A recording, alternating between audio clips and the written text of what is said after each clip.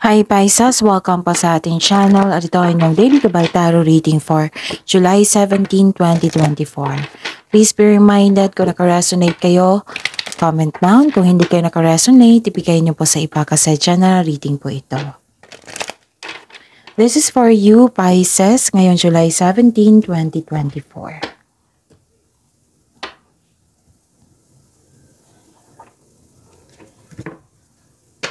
Maraming salamat po sa inyong patuloy na suporta at maraming salamat po sa mga hindi nag-skip ng ads. Gamitin ang reading na ito bilang gabay lamang sa mga hindi pa nag-subscribe, subscribe na po kayo at click bell notification para malaman nyo na may bago tayong upload.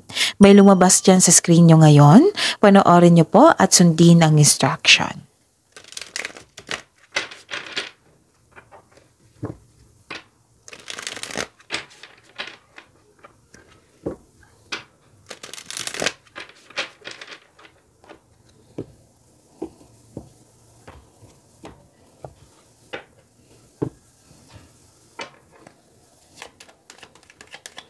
Spirits Guide, mga ganap po ngayong July 17, 2024 para po kay Pisces.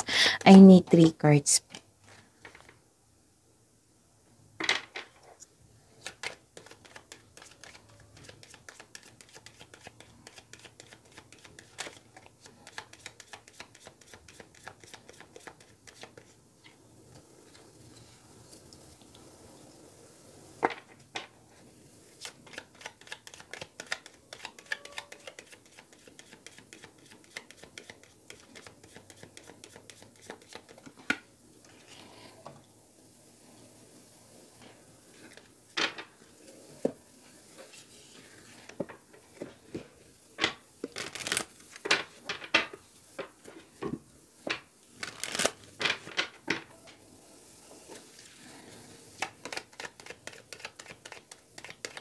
Spirits Guide,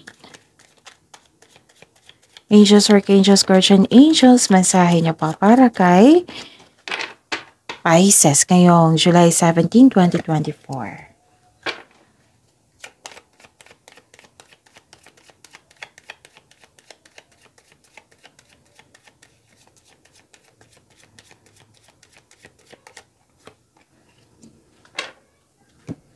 Okay, ngayon July 17, 2024 para po kay Pisces. May nakita ko ditong cut off of communication. Nagkaroon ng tampuhan, pwede. Nung nakaraan, nagkaroon ng argument. Ngayon, hindi na nag-uusap. Pwedeng tampuhan po ito. Pwedeng may ganap na separation. At mag-ingat kayo sa sharp edges, baka masukatan po kayo. Okay? Tapos may harvest po dito, pwedeng sweldo. Pwedeng yung magandang bunga, nag-harvest na kayo. Pwedeng sweldo, yung may magandang resulta, ganon. May harvest po. Okay? Tapos may nakita ko ditong energy na isang lalaki na nagbigay sa iyo ng sakit ng ulo, maari. Pwede din nagbigay ng peace of mind sa iyo. Pero may nakita ko dito na may masamang intention sa inyo eh. May paninin lang, isang mandarayang tao at tuso.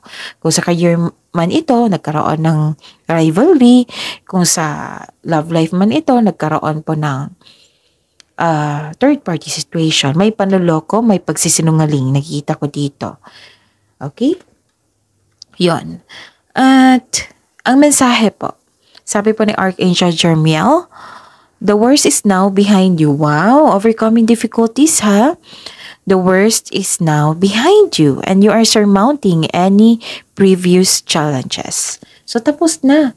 Ito, isang pagtatapos ng isang mapait na sinapit. Ganon. And magkakaroon po ng career transition. Sabi po ni Archangel Chamuel, your life purpose is triggering a blessed career change. Wow, ang ganda naman ng message. Okay. Spirits Guide. Energy po ni Pisces. Ngayon, July 17, 2024.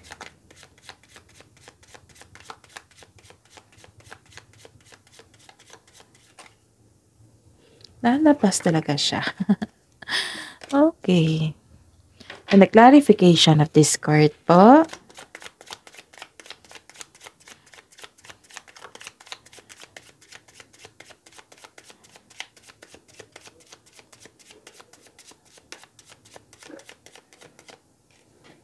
So this is daily reminder ha, para hindi nyo makalimutan, para hindi din kayo malito.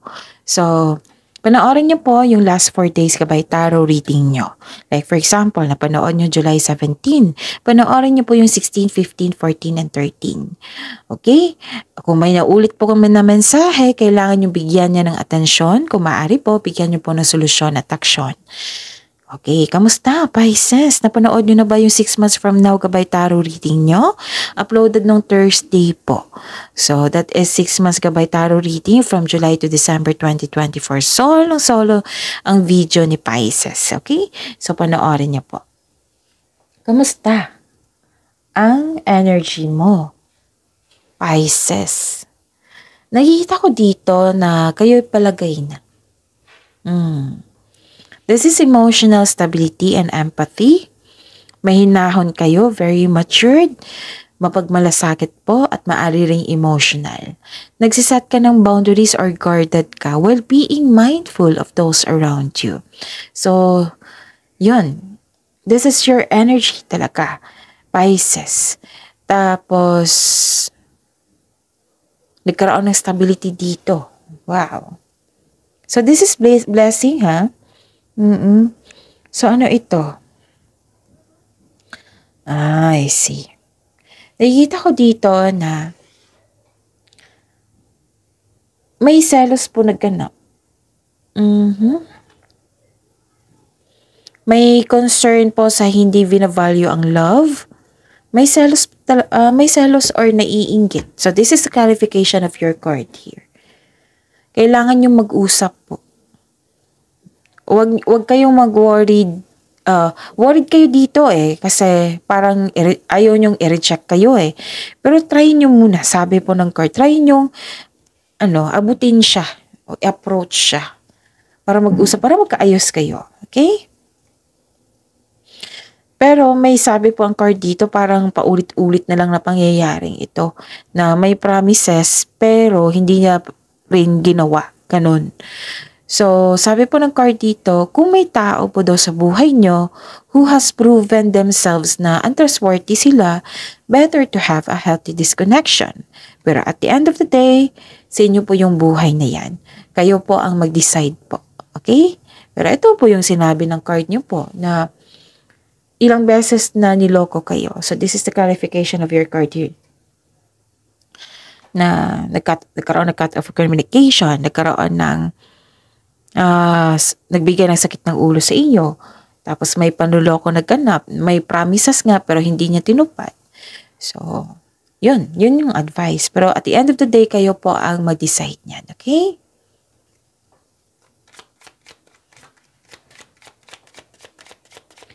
Spirits guide.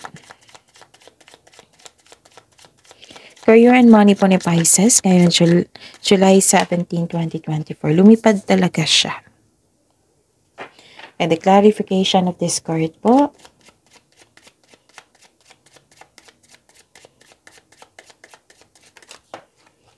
Lipad talaga siya. Oo. Pwede busy kayo ngayon ha, kasi yung energy nyo talagang nagbabounce Okay. Sa career and money nyo to ha. Nakikita ko dito na pressured kayo, exhausted kayo sa career and money nyo. Parang bang ayaw nyong tapusin yung trabaho nyo or connection sa isang tao. Pinipressure mo yung sarili mo para magtagumpay o naging perfectionist ka kaya na burnout kayo. Sabi po ng card nyo po dito, subukan nyo pong kunin yung kaya. Subukan kunin mo lamang kung ano ang maaari mong kunin. Tapos wag po daw kayo magpapekto sa intriga. Lumabas na naman siya dito. 1, 2, 3, 4. 4 cards nagsabi dito na mag-ingat kayo sa taong manloloko. Yun yung sabi ko sa inyo kung may repeating message, right? Bigyan nyo po ng atensyon yan. Kung maaari, bigyan nyo ng solusyon at aksyon. So, this is... okay.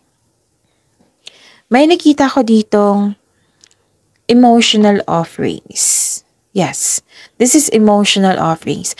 Pwede din, may dumating na offer tapos agarang aksyon para may makuha kayong maagang resulta. Ganon. May parating na offer, pwedeng dumating na ngayon. This is new opportunity o proyekto na nagbibigay sa'yo ng excitement. Excited. Pansin nyo, yung lumundagan yung cards, yung busy kayo or excited kasi nagbabounce eh. So, may parating na offer, new opportunity or proyekto nagbibigay sa'yo ng excitement. Marahil ang iyong new boss or amo nyo nag-offer sa iyo ng much needed support. Like for example, pagtaas ng sweldo, allowance, or posisyon. Yun. Kung feeling mo stagnant kayo ngayon, so open your mind to the inspiration you need para ma-enjoy mo yung mga gawain mo ngayon. So again, merong good news. Good news is on the way. Okay?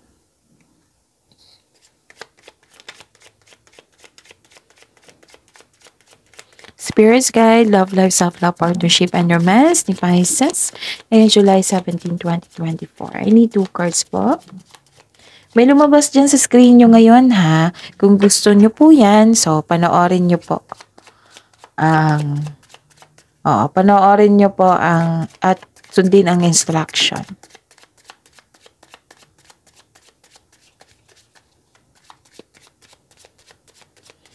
At maraming salamat po sa patuloy na suporta sa atin, sa ating channel. At maraming salamat po sa mga nanood ng ads.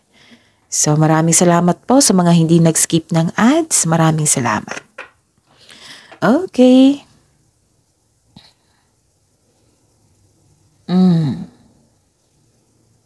May nakita ko ditong, anong tawag ito? Fast action din. May manliligaw kayo na very charming at very active kang suyuin. Yung very passionate partner po siya na pwede din pwedeng partner nyo ito na very active pa rin na suyuin ka. And some of you kakapasok lang ng relasyon. Sobrang bilis nito eh. Sabi po ng card, try nyo munang mag-enjoy ng moment without getting too carried away.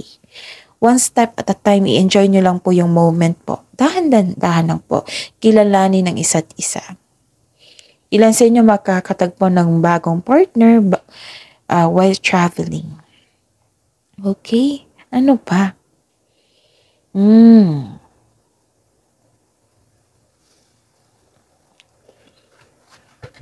Nakikita ko dito na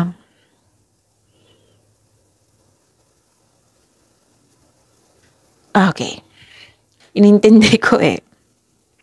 So, sa mga single dyan, parang may development dito sa connection sa isang student or sa teacher. Or pwede din may na-attract ka na isang tao na marami kang natutunan sa kanya. Yun. Tapos sa mga may relasyon, sa buhay mag-asawa, sa mga may relasyon, may pamanikan na magkakanap or kasal. And sa mga buhay mag-asawa, sa mga may relasyon, may strong belief talaga kayo sa romance and partnership. Basta po may pwedeng wedding anniversary to, pwedeng nagbuo kayo ng proyekto para mag-level up ang inyong relasyon, pwedeng may kasal. Yes. And you're divine, nagbigay ito ng divine wisdom. You're showing your kindness to everyone. May nasunod na plano dito, may nasunod na desisyon. Yes. And be careful lang po daw kayo. Huwag po daw masyadong mabait. Kasi may nakita ko dito nag-take advantage inyo. Okay? Pwedeng ibang tao ito. Okay? So yun, understand your beliefs, values, and boundaries. See you tomorrow, Pisces. Please like, subscribe, and click bell button for notification para updated po kayo sa daily tarot reading natin. Maraming salamat po.